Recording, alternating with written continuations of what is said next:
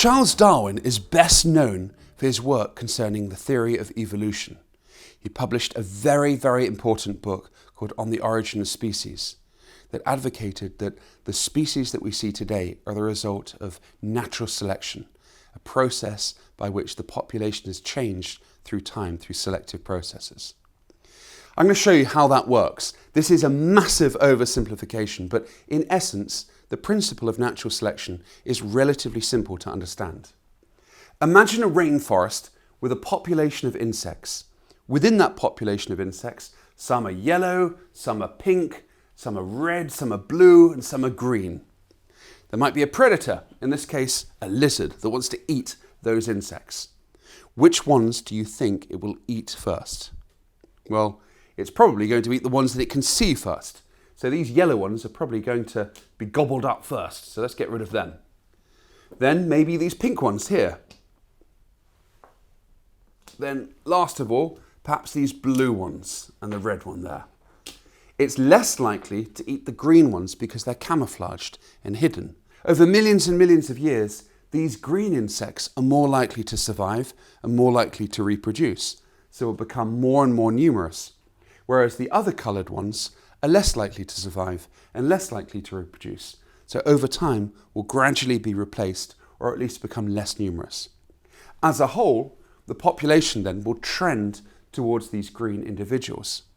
This was the basic idea that Charles Darwin put forward, and it explains how animals and plants, and in fact all organisms, change and evolve through time. This simple principle explains why you have different organisms in different habitats around the world. So for example, on the forest floor, there's different ecological dynamics. In this case, the green insects are less likely to survive because in this particular habitat, their green coloration makes them stand out. So our predator would eat them first, whereas it's more likely to not see the black insects and this reddish brownish one. So they're more likely to survive. So that's why you have differences between the green forest and the brown leaf litter on the forest floor in different groups of animals and plants living in those different habitats. This simple idea explains why you have very different groups of organisms in different ecosystems in different parts of the world. Take, for example, deserts. In deserts, it's not just the coloration of organisms that determine whether or not they survive. Deserts, by their very nature, are defined by their aridity, their dryness. In some deserts, only a few millimeters of rain fall each year. So the animals and plants that survive in deserts have had to evolve very specialized ways of surviving in these extremely dry conditions. Many of the plants have succulent stems that can store water. One of the most highly adapted are these quiver trees from Namibia. They have white bark that reflects the intense heat of the sun.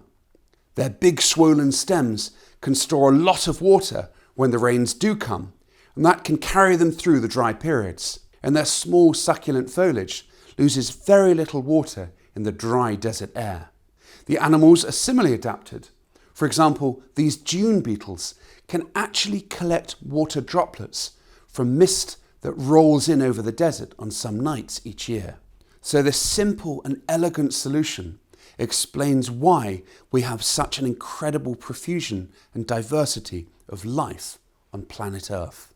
During his visit to the Galapagos Islands, Charles Darwin noticed that many of the different finch species had very different shaped beaks. Why do you think the shape of the finch beaks vary so greatly?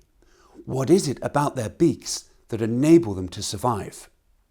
Write down your thoughts and upload your ideas via the Darwin200 website to take part in this week's competition.